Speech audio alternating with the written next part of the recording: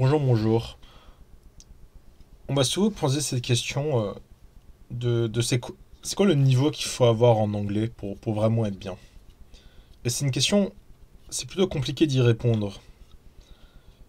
Mais je peux vous dire que je vais vous montrer un extrait de quelque chose qui montre un peu le niveau que beaucoup de gens ont, et puis le niveau qu'il faudrait avoir pour vraiment être confortable en anglais.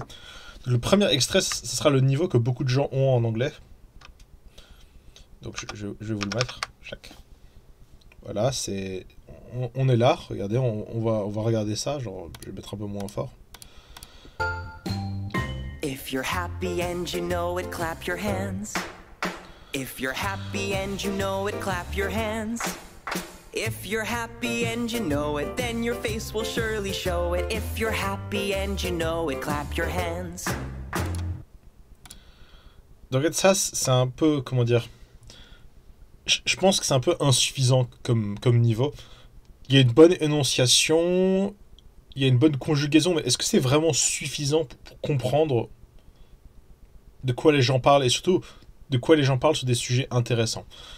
Donc maintenant, je vais vous montrer le niveau d'anglais qu'il faut avoir pour pouvoir avoir une conversation intéressante avec d'autres individus.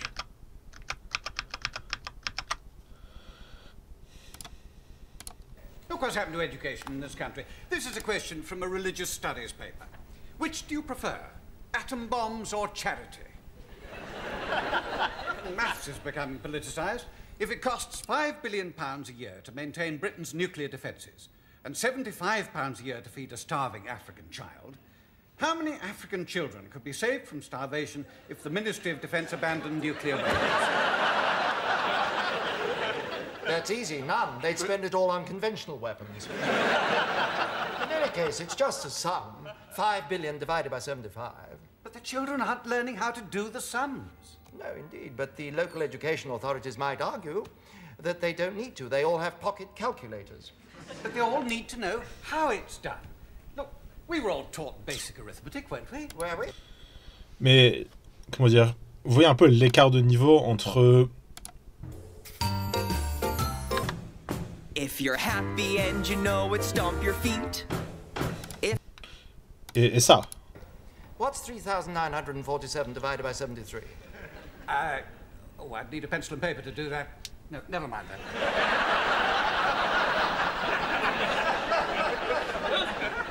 I could do it when I left school. But now you'd use a calculator. That's not the point. I mean...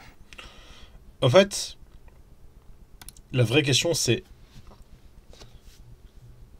Il faut être capable d'avoir des conversations, il faut être capable d'exprimer ce que vous exprimeriez en français, en anglais. Et si vous n'êtes pas capable de faire ça, ça veut dire qu'il y a une inadéquation entre votre niveau en français et en anglais. Habituellement, moi je pense que quand vous apprenez l'anglais et le français en parallèle, les livres que vous devriez lire en français et en anglais devraient avoir 2 ans d'écart à peu près. Par exemple, au début collège, vous devriez lire en anglais des livres fin école primaire. Début lycée, vous devriez lire des livres en anglais fin collège en anglais. Et essentiellement, il ne faut jamais laisser la charrette s'échapper, quoi. Parce qu'une fois que vous commencez à prendre du retard, ça devient de plus en plus dur. Et aussi, la vie s'accélère de plus en plus. Donc, si vous prenez du retard au collège, est-ce que vous aurez le temps de le rattraper au lycée? Peut-être, mais ça viendra au prix d'autres choses. Il y a d'autres choses que vous devriez apprendre au lycée que vous apprendrez pas parce que vous êtes en train de rattraper votre retard au collège. Et la chose, c'est que même dans les études supérieures, si vous devez rattraper des choses que vous auriez dû voir au collège ou au lycée, ça veut dire qu'il y a beaucoup de temps qui ne pourront pas être investis dans d'autres choses plus urgentes que vous devez voir pour vos études supérieures. C'est pour ça que d'avoir un anglais tout pété, d'avoir un anglais digne de la maternelle, alors que vous êtes après le bac, c'est super handicapant. Parce que ça veut dire que vous devez passer du temps à apprendre l'anglais, alors que vous avez d'autres choses à apprendre. Vous avez de la biologie, vous avez de la chimie, vous avez de la physique, vous avez des mathématiques, de la finance, du droit. Ces choses-là qui doivent être apprises. Et vous êtes obligé de, au lieu de pouvoir utiliser des ressources internet en anglais pour vous aider à apprendre ces trucs plus vite, parce que je vous jure, il y a à peu près tout ce dont vous avez besoin pour apprendre sur internet. C'est juste la majorité de ça est en anglais. Et au lieu de pouvoir tirer profit de ces ressources, vous êtes obligé d'apprendre l'anglais.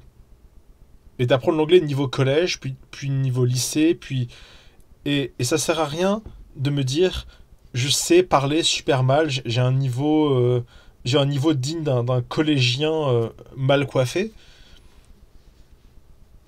Ça va pas vous aider parce que c'est ça la situation. Regardez. Latin, hardly anybody knows that nowadays. Tempora mutanta nos et mutamur in illis. Times change and we change with the times. Oh, precisely. Si tacuises, philosophus mensis. What does that mean? If you'd kept your mouth shut, we might have thought you were clever. Oh, not you, Prime Minister. No, that's the translation. No one would ever have thought Sir Humphrey was saying that about you. Go away, Bernard, please. La chose, c'est que la langue, dans des vrais contextes, est toujours beaucoup plus compliquée que dans des petits exemples théoriques. C'est pour ça qu'il faut s'y prendre la main, il faut y prendre la main. Et c'est pour ça que je vous dis, la question du niveau est très compliquée, parce que chaque élève a un usage différent de la langue, et chaque usage différent de la langue demande des compétences subtilement différentes, demande la prise en compte d'un niveau un peu différent. Et tout ça, c'est du travail à faire, quoi. Donc si vous avez des questions sur le niveau, sur ce que vous devriez faire à votre niveau à vous, n'hésitez pas à me les demander. Si vous avez regardé jusqu'à là, s'il vous plaît, mettez un j'aime et abonnez-vous à la chaîne. Et bye bye.